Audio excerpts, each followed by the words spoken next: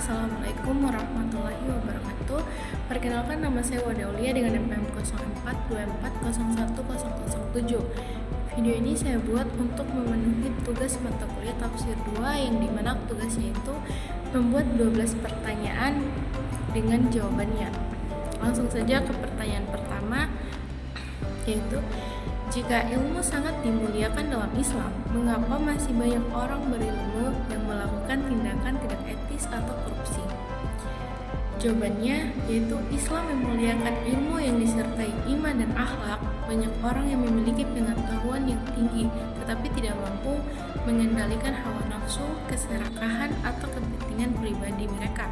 Akibatnya, ilmu yang dimiliki justru digunakan untuk melakukan penyimpangan.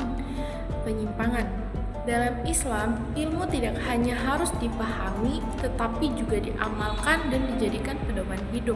Karena itu, masalahnya bukan pada ilmunya, melainkan pada kurangnya penghayatan nilai moral dan spiritual. Pertanyaan kedua, apakah kemajuan suatu bangsa lebih ditentukan oleh banyaknya orang berilmu atau oleh kualitas adab masyarakat? Jawabannya, kemajuan bangsa membutuhkan keduanya. Ilmu menghasilkan inovasi dan perkembangan teknologi, sedangkan adab memastikan bahwa ilmu digunakan untuk kebaikan.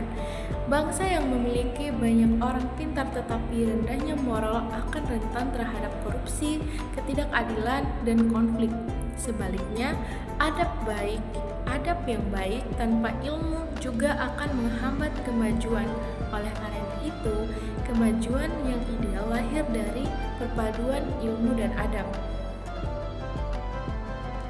Pertanyaan ketiga, apakah sistem pendidikan saat ini sudah mencerminkan tujuan pendidikan Islam yang terdapat pada surah Al-Alaq dan surah Az-Zariyat? Berikan alasannya. Jawabannya, belum sepenuhnya. Surah Al-Alaq menekankan pentingnya membaca, belajar, dan mengembangkan ilmu pengetahuan. Sedangkan surah Az-Zariyat ayat 56 menegaskan bahwa tujuan hidup manusia adalah beribadah kepada Allah. Sistem pendidikan saat ini sudah cukup baik dalam mengembangkan aspek ilmu pengetahuan, tetapi masih menghadapi tantangan dalam bentuk karakter, spiritual, dan kesadaran beribadah peserta didik. Akibatnya, pendidikan sering lebih berorientasi pada nilai akademik daripada pembentukan kepribadian yang utuh. Pertanyaan keempat, jika tujuan pendidikan adalah membentuk manusia yang beriman, berilmu, dan berakhlak, mengapa masih banyak terjadi krisis moral di kalangan orang berpendidikan? Jawabannya, krisis moral terjadi karena pendidikan seringkali lebih fokus pada transfer ilmu daripada pembentukan karakter. Selain itu, pengaruh lingkungan, media sosial, pergaulan, dan lemahnya keteladanan juga mempengaruhi perilaku seseorang. Akibatnya, seseorang dapat memiliki pendidikan tinggi tetapi belum tentu memiliki akhlak yang baik. Oleh karena itu, pendidikan harus menyeimbangkan aspek intelektual, spiritual, dan moral. Pertanyaan kelima, jika ilmu tanpa keikhlasan dapat menjadi fitnah, sebagaimana pendapat Al-Ghazali, bagaimana cara menjaga keikhlasan di tengah tuntutan profesionalisme guru saat ini? Keikhlasan dapat dijaga dengan selalu meluruskan niat bahwa mengajar adalah bentuk ibadah dan pengabdian kepada masyarakat.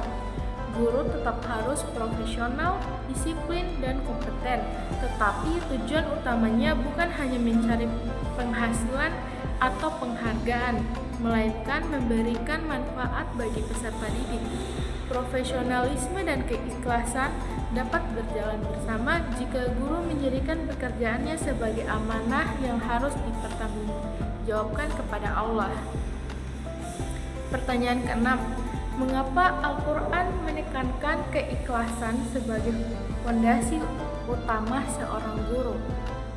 Jawabannya, Karena keikhlasan membuat guru mendidik dengan hati bukan hanya menjalankan tugas formal.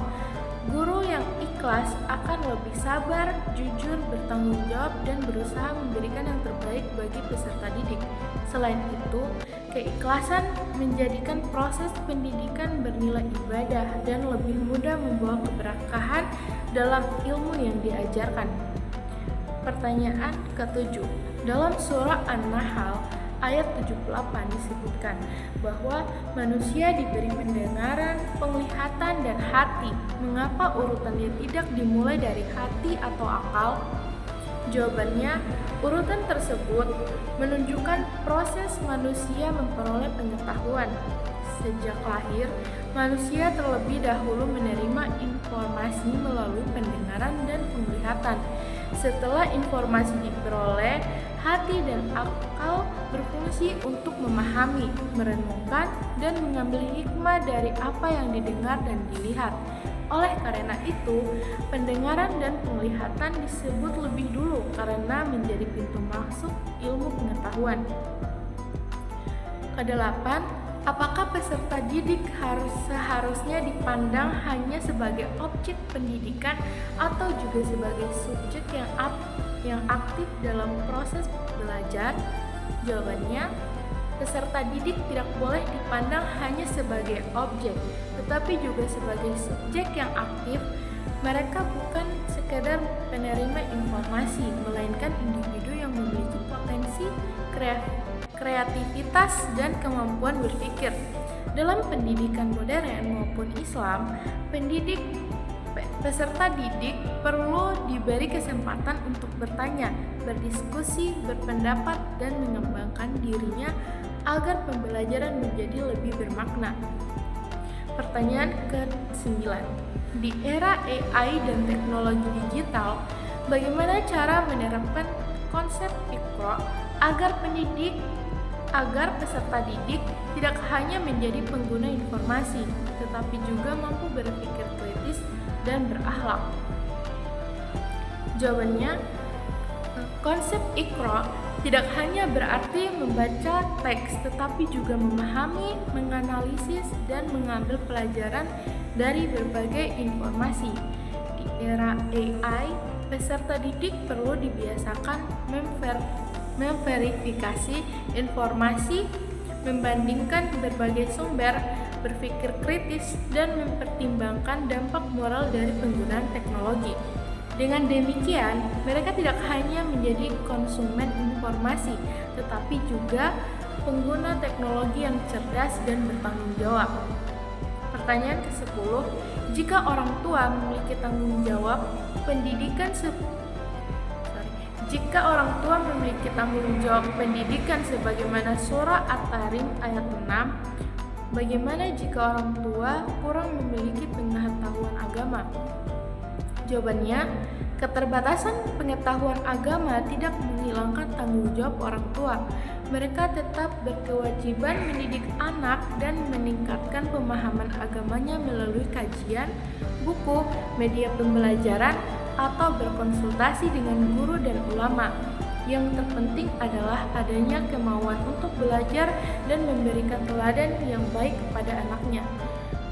Pertanyaan ke-11, jika pendidikan dalam Islam dimulai dari keluarga dan dilanjutkan di sekolah serta masyarakat, lingkungan mana yang saat ini paling membutuhkan perbaikan agar tujuan pendidikan Islam dapat tercapai? Jawabannya, semua lingkungan penting, tetapi keluarga merupakan lingkungan yang paling membutuhkan perhatian karena menjadi tempat pertama pembentukan karakter anak. Nilai-nilai yang ditanamkan di rumah akan mempengaruhi sikap anak di sekolah dan masyarakat. Jika keluarga berhasil menanamkan akhlak dan kebiasaan baik, maka proses pendidikan di sekolah dan masyarakat akan lebih mudah berhasil. Pertanyaan terakhir, bagaimana cara menerapkan metode pendidikan Luqman yang penuh kasih sayang dalam pendidikan modern? Metode Luqman dapat diterapkan dengan membangun hubungan yang dekat antara pendidik dan peserta didik, memberikan nasihat dengan lembut, menjadi teladan yang baik. menghargai pendapat anak, serta menghindari kekerasan dalam pendidikan. Pendekatan yang penuh kasih sayang akan membuat peserta didik lebih nyaman, termotivasi, dan terbuka dalam menerima nilai-nilai yang diajarkan. Pendidikan yang efektif tidak hanya menyentuh akal, tetapi juga hati peserta didik.